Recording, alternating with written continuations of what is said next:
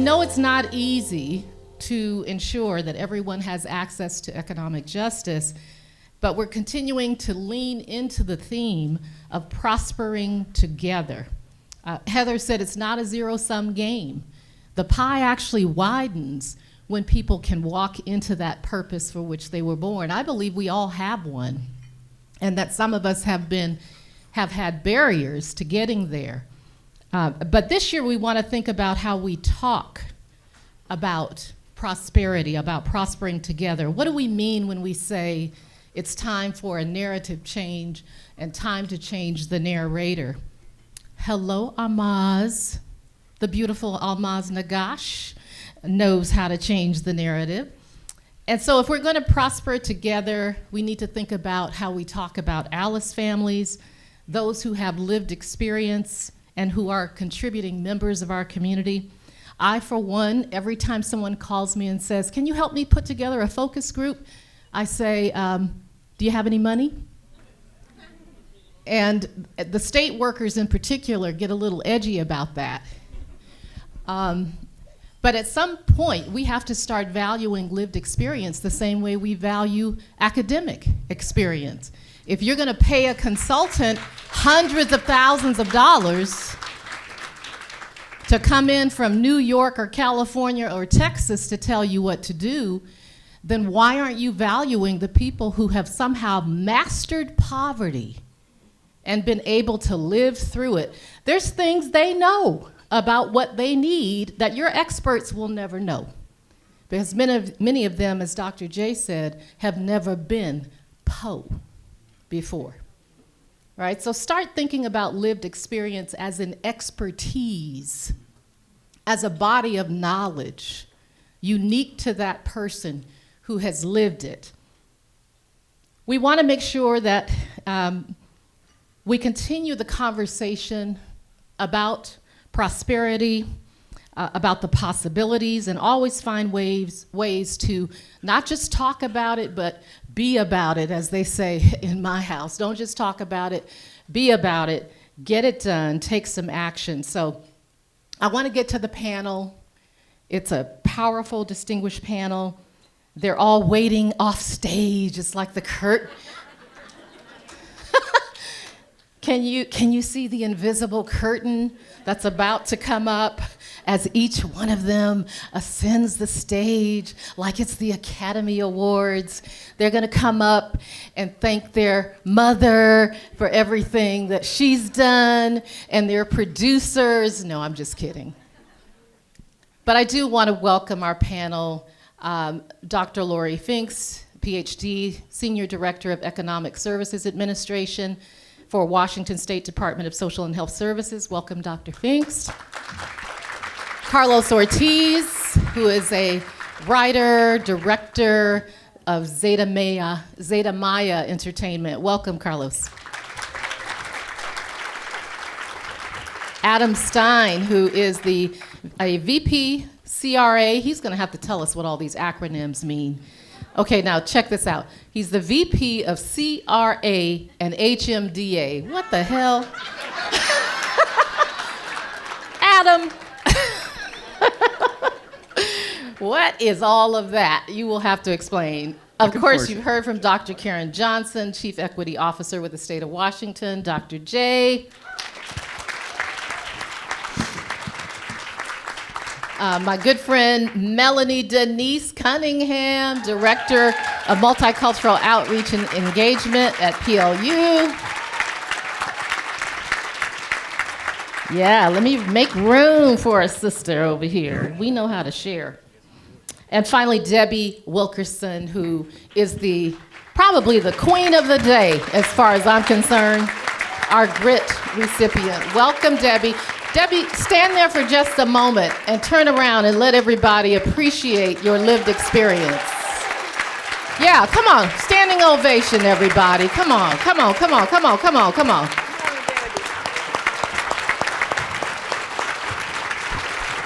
You did it, Debbie.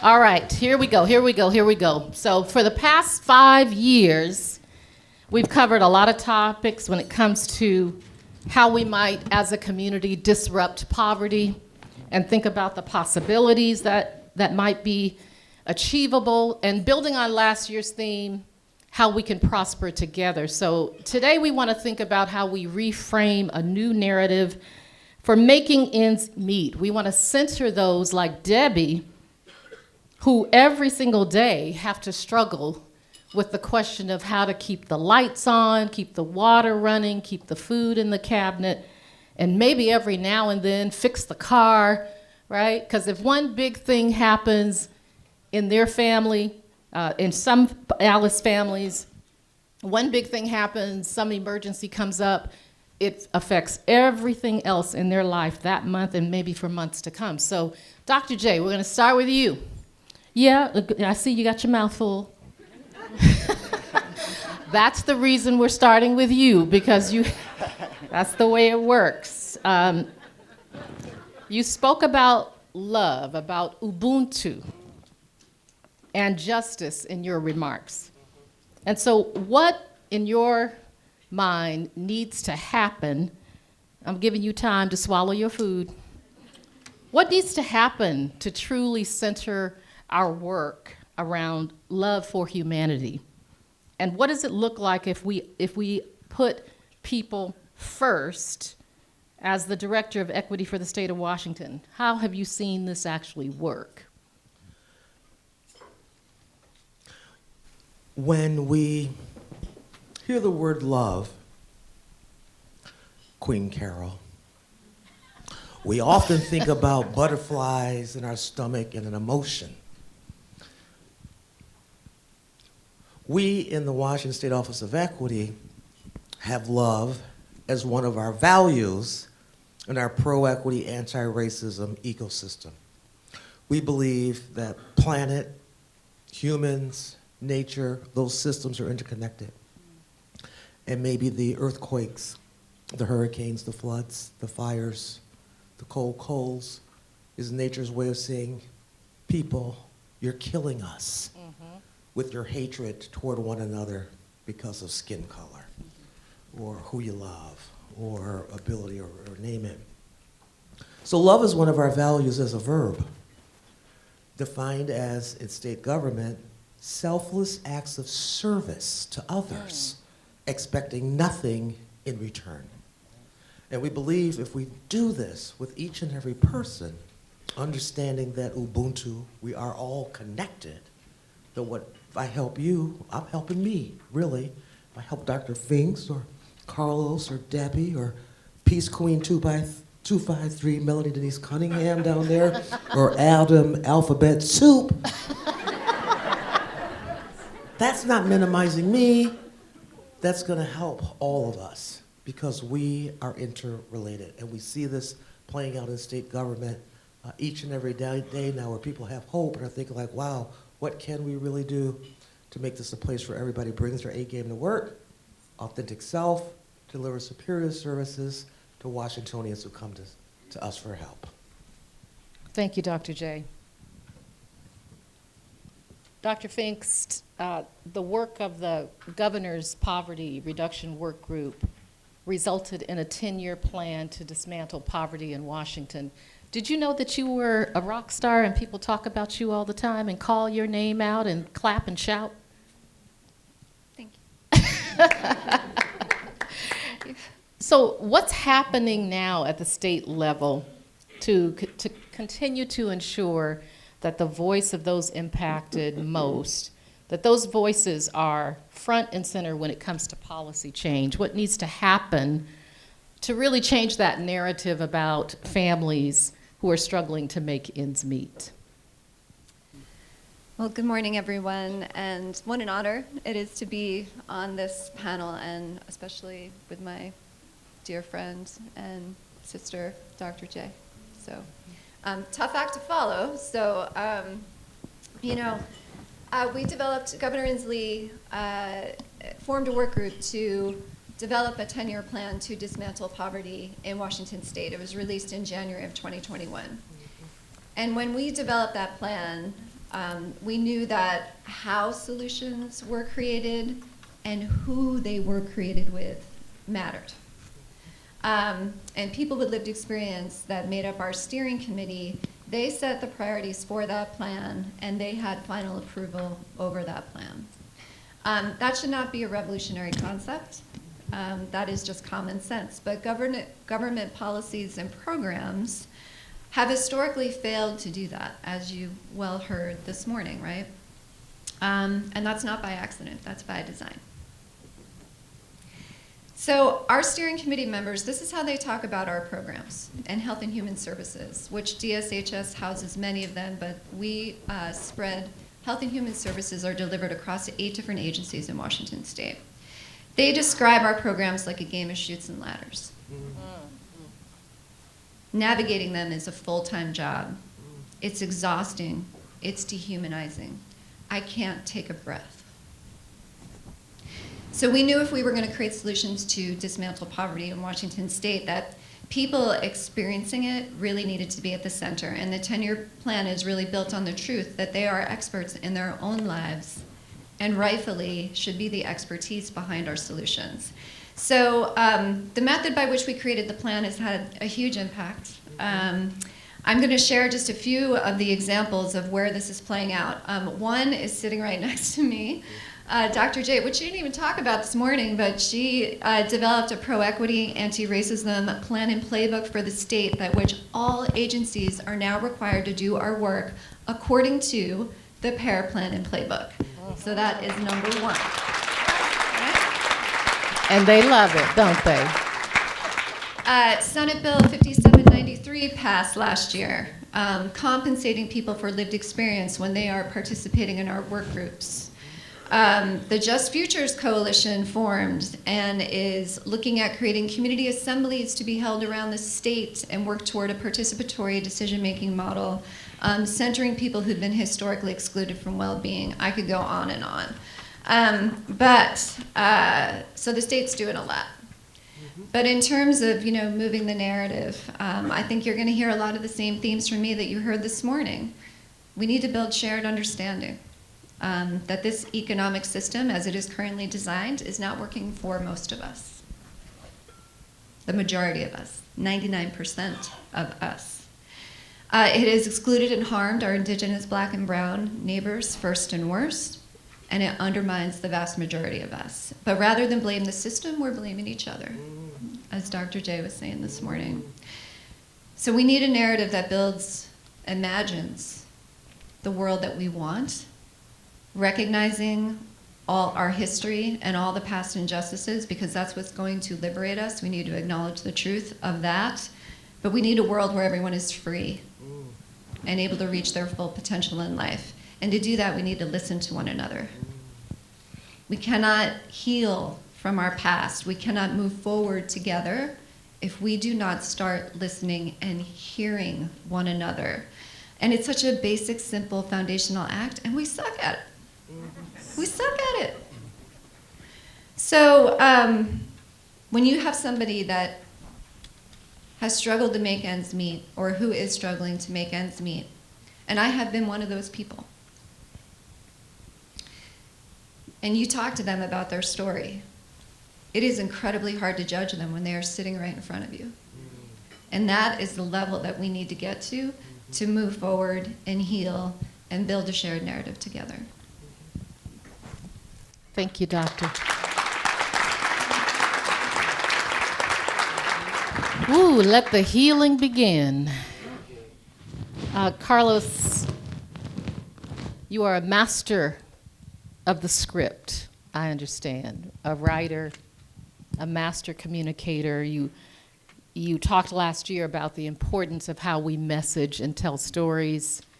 Many of us are reacting to a lot of the political spin that we hear currently underway, right? So the narrative, the stories that are being told can influence how people behave and the important decisions they make.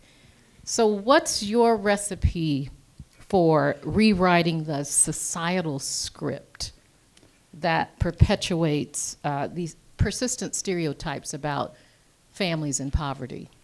Absolutely. Thank you. I appreciate that. De nada. And definitely one more round of applause for these amazing panelists because definitely a hard act to Yes. follow.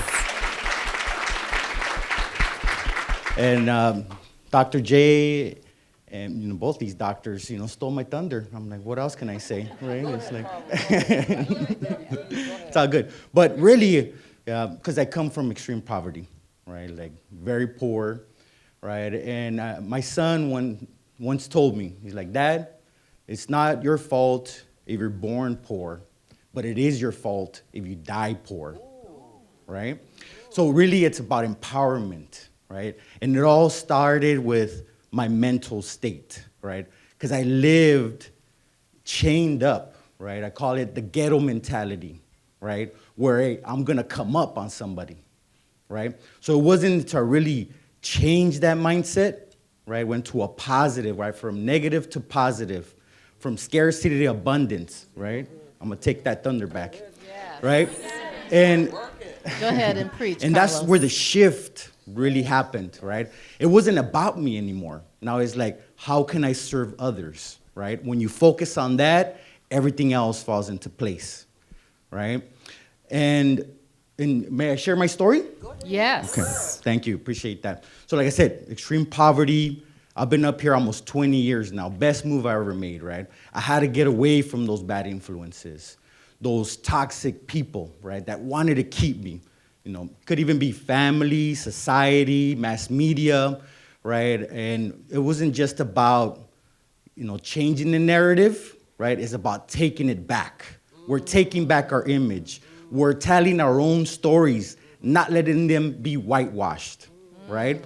And those stories has to come from us, right? As storytellers, right? I come from a long line of artists, storytellers, geniuses, right? Mathematical geniuses, right? Maya, right? That's where the Zeta Maya entertainment comes from, right? It's my heritage, right? They're my God-given rights that everybody here has. If you're only willing to accept it, right? And get away, right, from, like I said, those toxic relationships, right? Allowing people to steal your power and thunder.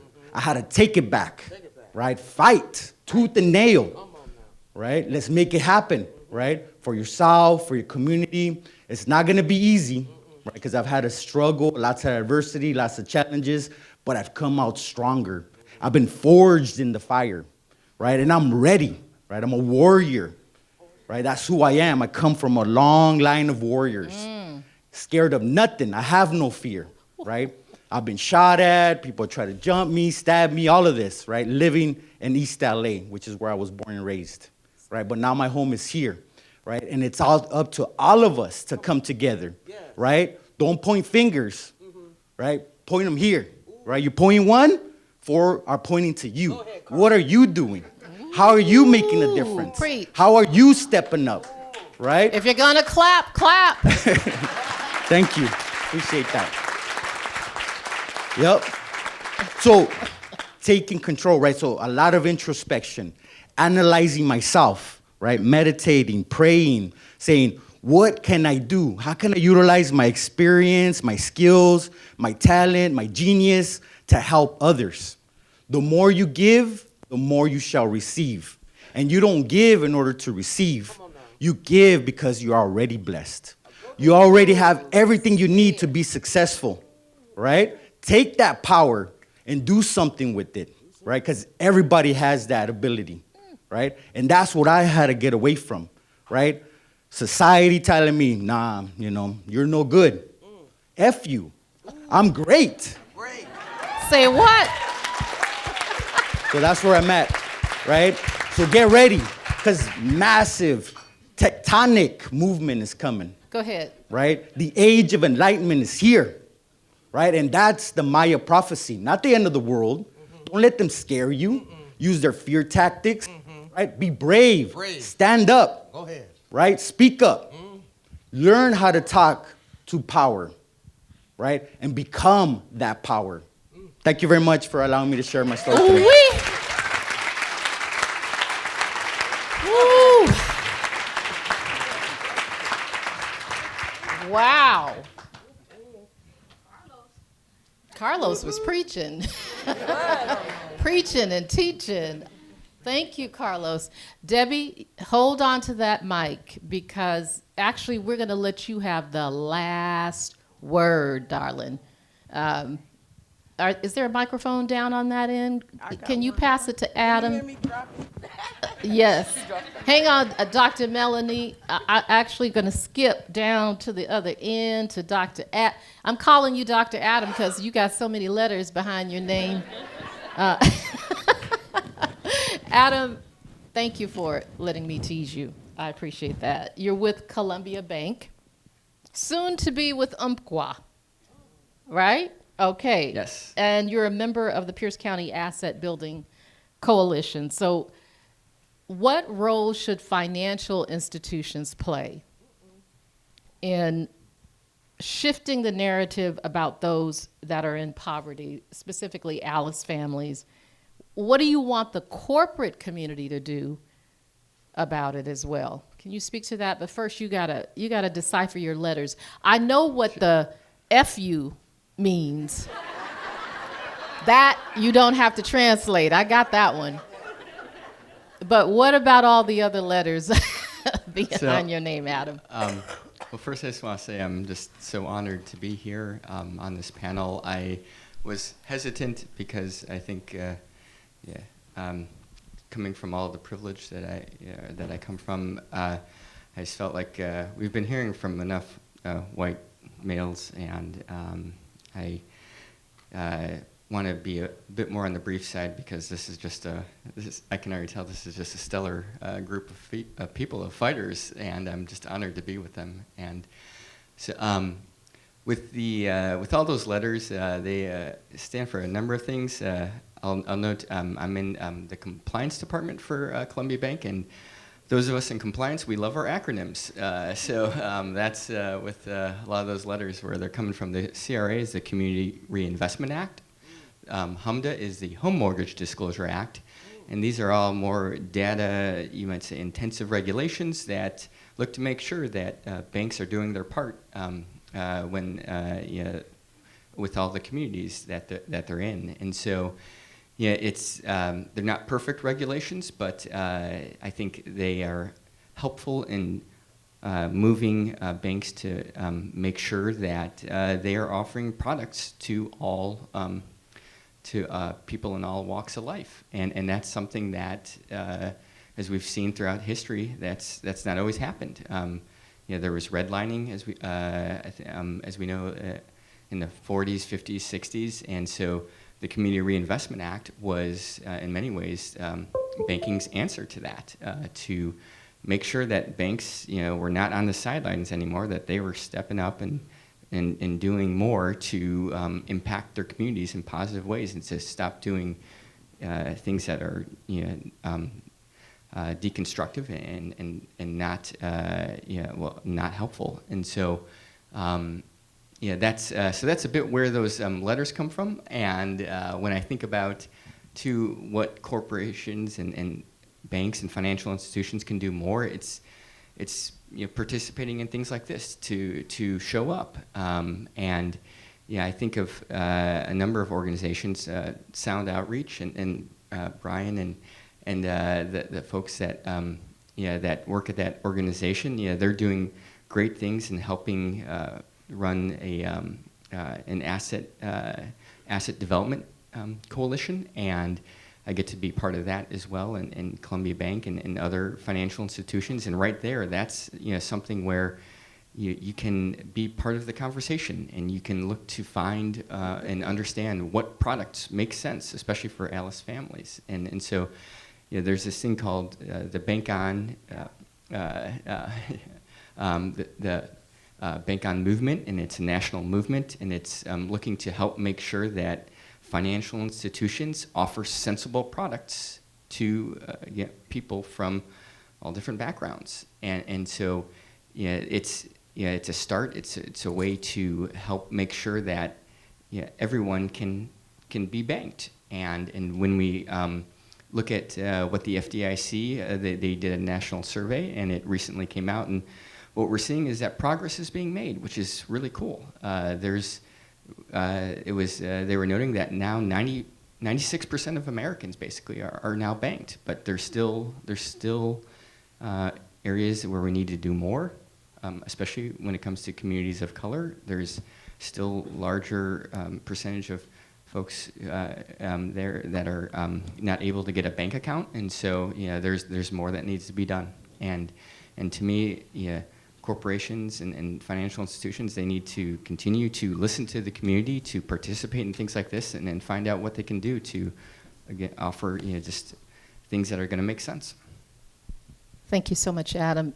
A lot of the young people that we deal with at the IBJ do not have and have never had a bank account. And so we end up using apps, Venmo, Cash App, whatever, PayPal, that take a percentage of their money away just to be able to, transact, to have a transaction. So there's definitely lots of opportunity for banks to look at that 18 to 35 crowd, or even 16 to 35. They're not using banks, they're using Chimes or whatever, right? These applications that are getting, I'm buying some PayPal stock because they're in Cash App stock and Venmo stock, because they're really getting rich off of that next generation. So thank you for being here and participating today. I want to move to Dr. Peace Queen. That's my new name for Melanie D. Melanie, Dr. Peace Queen. You got a microphone? Yes. Yo. So, last week, a lot of us attended one of your signature events, the People's Gathering out at Pacific Lutheran University. How many of you were there? And you talk about race and racial disparities and how they're systemically present in work and school, everyday life. So how do you think we need to move the community dialogue or reframe the conversation about poverty and equity from your view?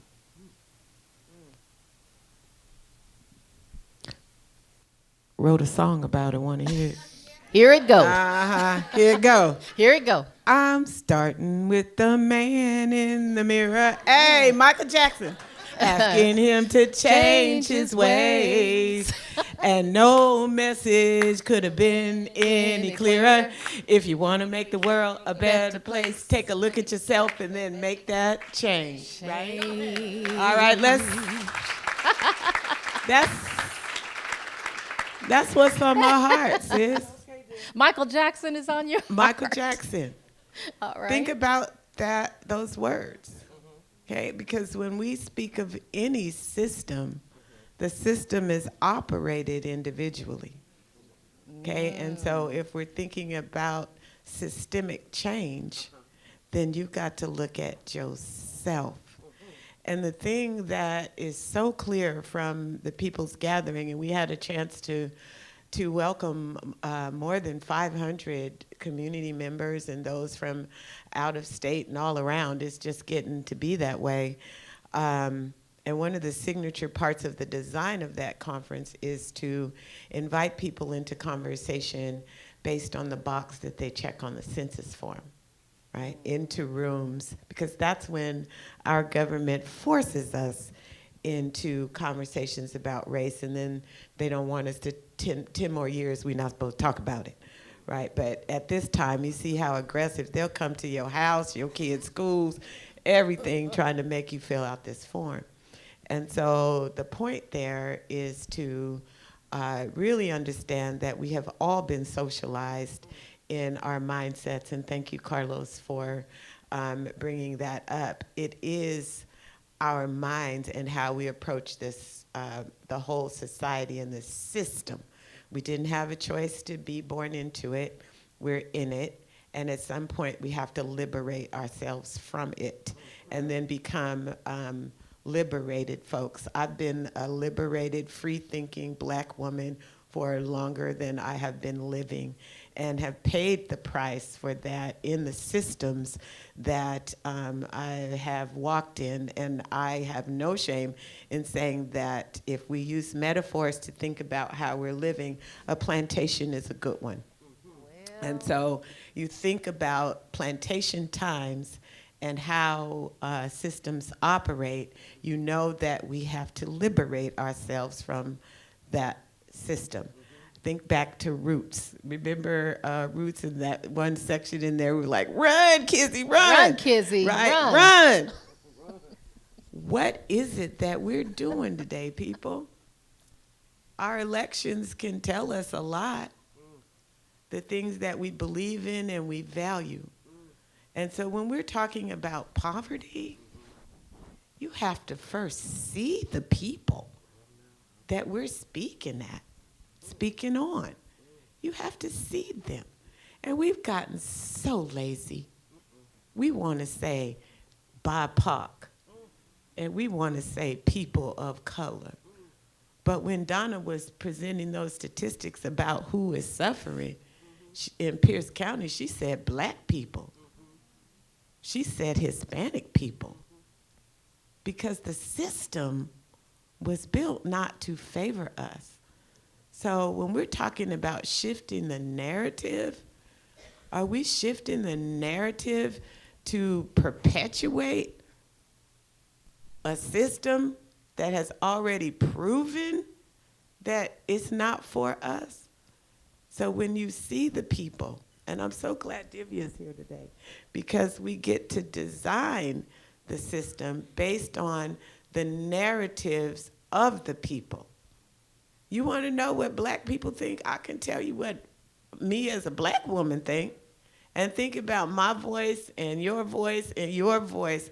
We can fix it. The power is here. The power is among us. So I'm saying managers, supervisors, nonprofit leaders, look in the mirror and figure out what it is that you're choosing to do to walk this earth. See people for who they are and stop being lazy. That's my message. See all of me.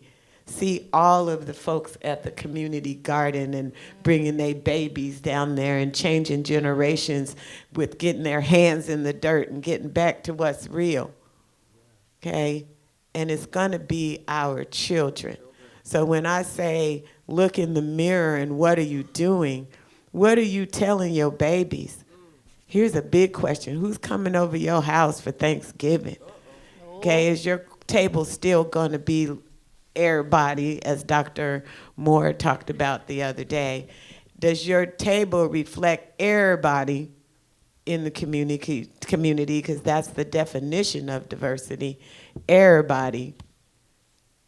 If everybody at your table or your Facebook page looks like you got work to do to change the narrative.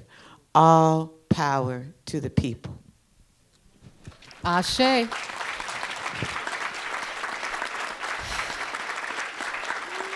Thank you, Dr. Peace Queen. I want to take a point of privilege and just thank a couple of folks who I think do put their money where their mouth is when it comes to issues of race and equity and investing in families. I want to thank the Bamford Foundation. Is Holly Bamford still here? Stand up, Holly. They put their money where their mouth is. I want to thank the Greater Tacoma Community Foundation. Stand up, Kathy.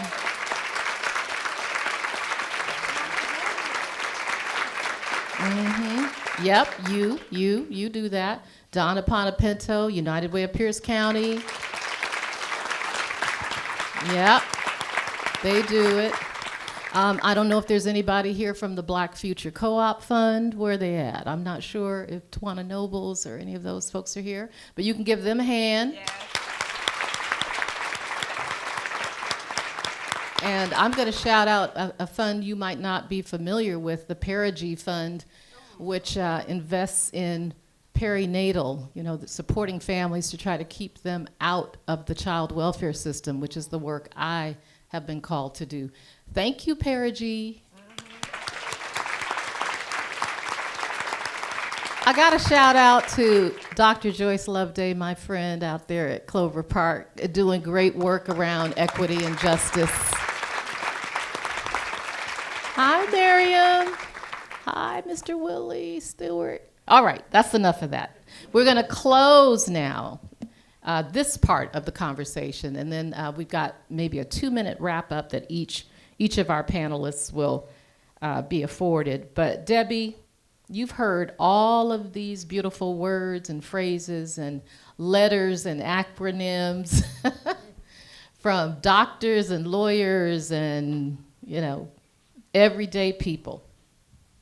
And I'm wondering, what story do you want to tell? And how do you want people's hearts and minds to change when they think about Alice families and people challenged by poverty? That we're not lazy, that we are hardworking families.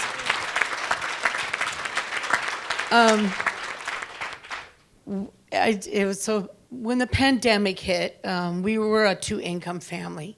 My grandson James is 13 and he's on the autism spectrum. So one of us, when they started homeschooling, one of us had to I did, because my son Sean, he's 34, he was our main supporter and the hard worker that paid our bills. Of course, we had to homeschool, so I actually retired at the age of 62 so I could homeschool James. By doing that, I almost lost $1,000 a month because I only get $800 for Social Security for retiring at 62. But by doing that, I actually improved James' quality of life by helping him improve in reading and establishments. But working still paycheck to paycheck is the hardest.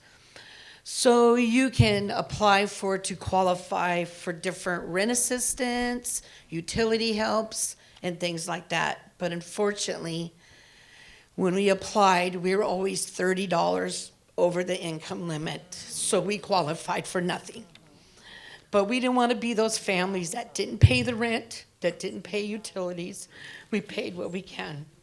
With Tacoma Public Utilities, when it came around to paying all that money back that we owed, they put you on a program where you have to pay a certain amount every month, plus your bill every month. And if you miss a payment, you lose that program, and then you have to pay all that amount back. So I pay $600 a month for my utilities, and that's my Social Security. And then Sean pays for everything else. Wow.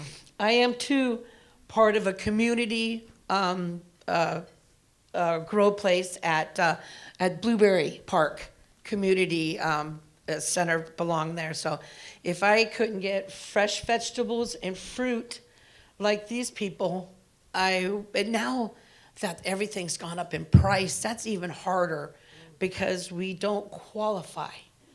Because the income level for qualifying for resources has not gone up in 10 years. I actually went up and looked up at MDC to qualify.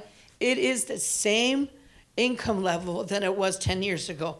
So a lot of us that have gone up in wage are never going to qualify. So we will stay in poverty or low income levels because we don't have that help.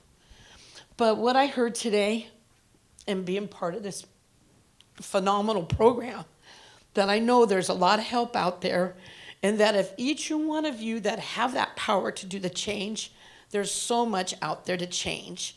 And that it's not just one color, one race, one religion, it's all of us and stuff. So I'm thankful for this program that I got to do for a year, but now I have to sit back and wonder, where is that $500 going to come from now? So I'll probably come out of retirement, since James is doing amazing in school, and probably go back to working full time so we can make those bills. But let me tell you what this program did do.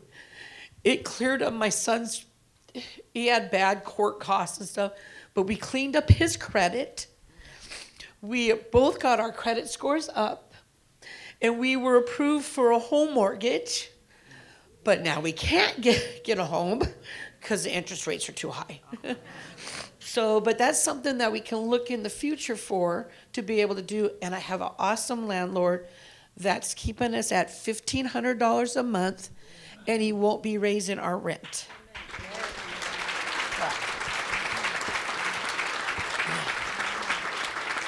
But I definitely want to say thank you to Donna and the United Way and this GRIT program. Definitely keep working to keep that program. It does help people come out of poverty. And like I said, we are not lazy. We work hard every day to pay our bills. You guys just don't see us. That's what I want to say. We see you, Donna. Thank you. I'm sorry, Debbie. I'm thinking, Donna. We see you too, Donna. Well, we see you, Debbie. We see you. Thank you for that beautiful description of what your real lived experience is. And these are our neighbors. These are members of our community. The tears that are coming down your face now are not tears of joy, I don't think. It's okay, a little bit of joy, a little bit of struggle in there. But Brian, thank you for the great work you're doing at Sound to help shore up the credit scores and get people out of bad car loans and the predatory lending that they may have been victims of. Thank you so much for that great work, because we do need to be liberated from bad banking practices. Adam agrees. There's work to do. I completely agree. So I'm going to start down there with Adam and finish with Dr. J with this last question. What's the one thing, Adam, that you want to make sure, based on everything you've heard today, what do you want this audience to leave here with? What message? And every member of the panel, you'll have like 2 minutes to answer that question. So we'll start with Adam and work our way down. I think what I'd like folks to know is that, there are positive forces out there. I know that things are hard, and just observing and hearing people's stories. But the regulators like the CFPB, the Consumer Financial Protection Bureau, they will take your complaints. They will go in and they will look to help you, help folks navigate your situation. And help even if you have something that was unfair that was done to your credit score, if there is a bad product out there, or if there's something that is an unfair practice that you've seen showing up in your community, they will help you navigate that. I've personally I helped my brother navigate something like that, helping him submit a complaint. And so there are some tools that you can take advantage of, and keep pressing your local banks and credit unions. I feel like that there is more that folks there at these institutions are looking to do, and they're doing some great work, some of them, and we just need to keep pushing. Dr. Peace Queen, final comments, final thoughts you want the audience to leave with. Yes, I am reminded of a story when I think about what is in front of us. How do you change the narrative? You need to be able to see what needs to be changed. And the story that I'm reminded of is Acres of Diamonds. And that Acres of Diamonds story, please allow me to urbanize it a little bit, but it's really about a person that had everything, but they heard about others finding their wealth in faraway lands, so they sold everything. Folks are getting rich. They're finding these diamonds, and I'm gonna go find my diamonds too. And sold everything. And the person that received, the family that received their house, they were grateful for the prayers being answered, grateful. And as they surveyed their land, they were finding like unusual rocks and all kind of stuff, bringing them home, adorning their mantles. And at the open house, like I said, I'm urbanizing. The friends came over and they're like, "What is this? What are these rocks? These are fantastic." And they're like, "I don't know, but they're all over the property." Now, if you have never seen a diamond before it becomes a diamond, just know that it's a regular old rock that looks like anything. It's a regular old, not regular old, it's regular people like us. And you have to know, you have to be able to take that time to see deeper. And when you crack that rock and you polish it and you put the energy into it, it becomes that bright and blingy diamond that we know, where the light just blinds your eyes. That's us. We're in there. We just have to see each other. And the work that we put in to polish our community, to help with the little grants that we can, then to make you shine, to be able to be up here on this stage and say you qualify for a home loan. Okay, that's the bling. And so my question is, under your sphere of influence, what rocks are you seeing that are really diamonds? What work can you put in to polish and lift up and enhance the situation around us? Just deal with your own sphere of influence, just what you can do. Don't worry about anybody else. Run your own race. And when all is said and done, we'll be able to say to ourselves, Pierce County, how bright is our bling? And it's like, woo, I see you. Thank you, Dr. Melanie. Debbie, final thoughts? Just keep looking. Keep looking at those that are below you, that are less fortunate than you. And we are a great, great people. I'm talking about the community garden people over there, this young man here, and me sitting here. We give a lot to the community, not just the ones you guys see up here. We give a lot to our community. Thank you, Debbie. Carlos, Pastor. Yeah, lots of truth, lots of beautiful words spoken today. I gotta say, I want to be like these ladies when I grow up, but I may never grow up because I'm a child at heart forever young, right? So last words, education was definitely the great liberator for me, right? In all its forms, formal, informal, life's lessons, right? Speaking to my elders, speaking to my ancestors before me, right? Where I stand tall, on their shoulders, right? As they're preparing me, right, for battle, right? Because some people could see it as that.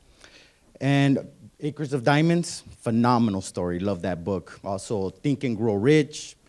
The Little Money Bible has also changed my life. And Rich Dad, Poor Dad, right? A lot to do with mentality, back to that, right? What a man thinketh, he becometh, right? So think with the end in mind. What is success for you? Everyone has their own journey. Like she said, right? Don't worry about other people. Focus on yourself. Be the change that you want to see, right? Dalai Lama, very wise man. So that's what I want to leave you with, right? Educate yourself, right? Come to it, show up, right? Knowing's half the battle. The other half is showing up, right? Support your people, right? Invest in yourself, invest in your family, your friends, your community, and that will always be the best investment you can always make, right? But you must start with yourself, right? What am I doing? And that's really was the game changer for me, right? How am I making a difference, right? Don't keep those geniuses hidden. Bring it out. Everybody has it. Everybody has something to contribute, right? So thank you for the work you do. Thank you, everyone here today, right, for sharing your stories, right, and the things that have inspired me here today. Thank you very much, everybody. Thank you. Dr. Lori, final thoughts.